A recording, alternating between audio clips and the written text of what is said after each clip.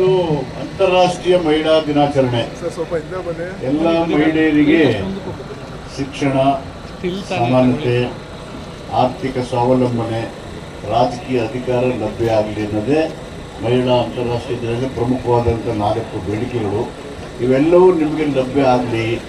Baba Saheb Ambedkar Hindu code ಮುಖಾಂತರ ಮಹಿಳೆಯ ಹಕ್ಕುಗಳನ್ನು, ಸಮಾನತೆಯನ್ನು, ಸಮಾನ ವೇತನವನ್ನು, ವ್ಯಕ್ತಿ ಗೌರವವನ್ನು ಮಾಡಲಿಕ್ಕೆ ಒಂದು ಕಾಯ್ದೆಯನ್ನು ತಂದು, ಮಹಿಳೆಯರಿಗೋಸ್ಕರನೇ ಈ ಕಾಯ್ದೆ ಪಾರ್ಲಿಮೆಂಟಲ್ಲಿ ವಿರೋಧ ಆದಾಗ, ಮಹಿಳೆಯರ ಹಕ್ಕಿಗೋಸ್ಕರ ಅದನ್ನು ಮಾಡದೇ ಇದ್ದಾಗ ಮಂತ್ರಿ ಪದವಿಗೆ ರಾಜೀನಾಮೆ ಕೊಟ್ಟಂಥ ಇತಿಹಾಸ ನಿಮಗೆಲ್ಲ ಗೊತ್ತಿದೆ.